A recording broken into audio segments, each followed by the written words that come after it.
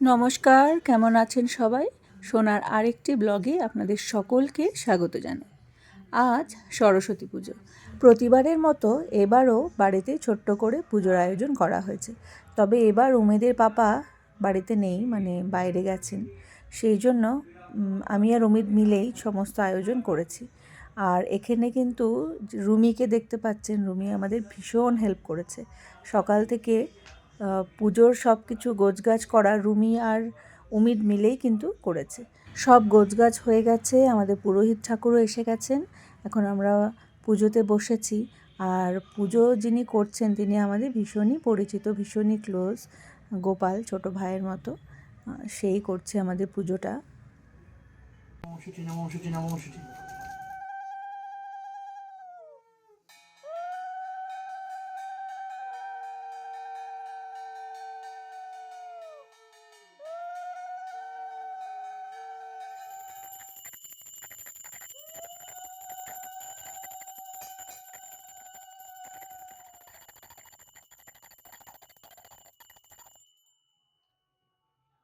আমাদের পুজো হয়ে গেছে আর এবার প্রসাদ বিতরণের পালা।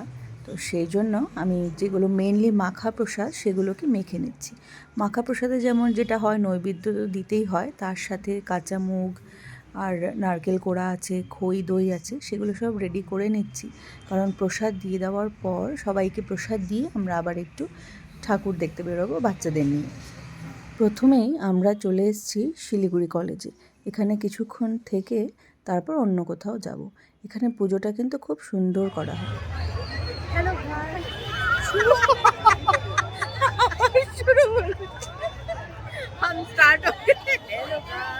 রুমি এখন ক্যামেরা দেখলেই বলে হ্যালো গাইস, মজা লাগে এসো দেখলো।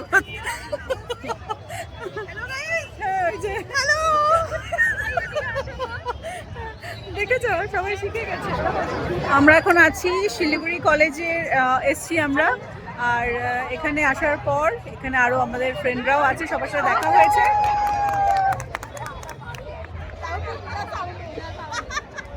সবাই এত চিৎকার করছে কেন জানেন? একটা রিল বানিয়েছি আমরা, রিলটা ভীষণ সুন্দর হয়েছে, তাই জন্য সবাই এত চিৎকার করছে। কে কে আছে একবার দেখাই। এখানে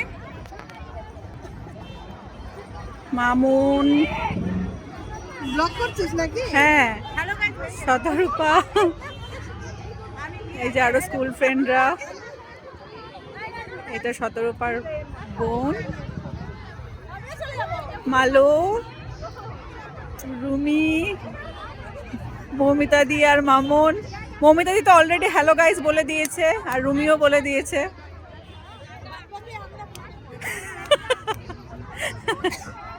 নির্জন যাই কথাগুলো বলার জন্য আমাদের গলের ভয় থেকে না। হ্যাঁ, বাবা আমাদের গলা হচ্ছে শান দেওয়া। যাই হোক, এখানে অনেকক্ষণ হলো অন্ধকার হয়ে গেছে, এবার আমরা চশমা বেরোবো। পরো, চশমা পরি, হ্যাঁ নতুন চশমা পরেছো। এটা নতুন চশমা বানিয়েছি, সেই জন্য মালো পড়তে বললো। না দুজনে চশমা স্পেক্টাকল দাও। এবার নেক্সট আমরা অন্য জায়গায় যাব, সেগুলো আপনাদের সাথে শেয়ার করবো অল্প অল্প করে। শিলিগুড়ি কলেজ থেকে বেরিয়ে আমরা হচ্ছে চা খাবো বলে একটা জায়গায় মানে বেরিয়েছি, কিন্তু কোনো রেস্টুরেন্ট ফাঁকা পাচ্ছি না। এই যে এখানে একটা হে কাপল বলে একটা রেস্টুরেন্ট আছে, নতুন খুলেছে, তো সেখানেও ভিড়। আমরা পুরো ডাবগ্রাম ঘুরে এখন যাচ্ছি হাকিমপাড়ার দিকে। ওখানে কোনো রেস্টুরেন্ট যদি না পাই তাহলে মোল্লার দৌড় মসজিদ যেটা হয় দেশি ওভেনে আমরা সব যাবো আমাদের গোষ্ঠী করে।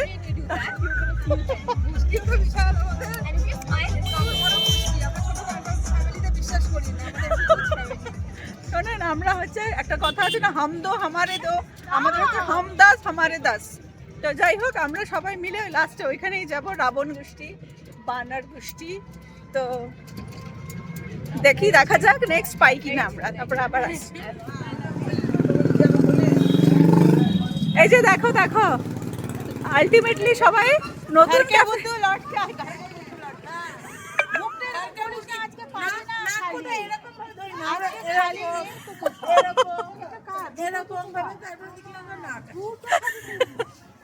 আলটিমেটলি আমরা ঘুরে দেশি ওভেনেই চলে আসছি।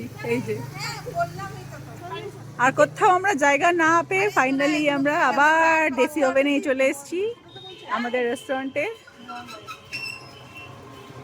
যাই হোক নিজের ঘরে এসছি তাই না মালা? হ্যাঁ একদম নিজের ঘরে হ্যাঁ পেট ভরকে খানা খাইয়ে যা এরকম ভাবে বসতে পারি ওটা বাজে লাগছে এই যে এরকম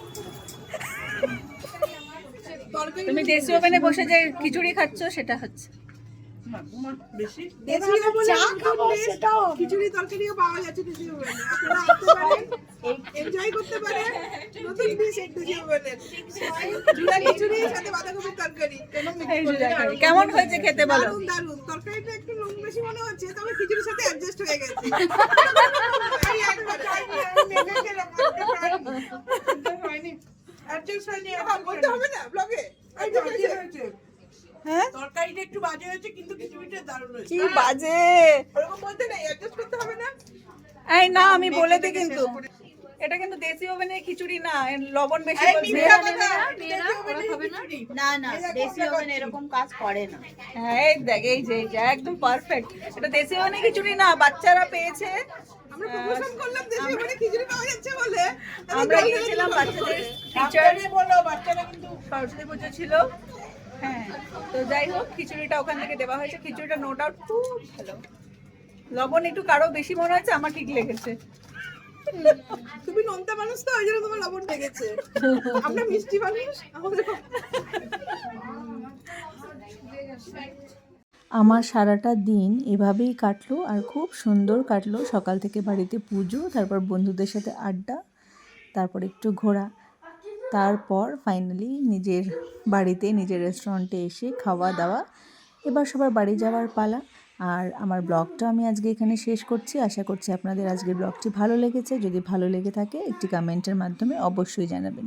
সবাই খুব ভালো থাকবেন, সুস্থ থাকবেন। আজ আসছি, আবারও দেখা হবে নেক্সট ডে অন্য ভিডিওতে। বাই।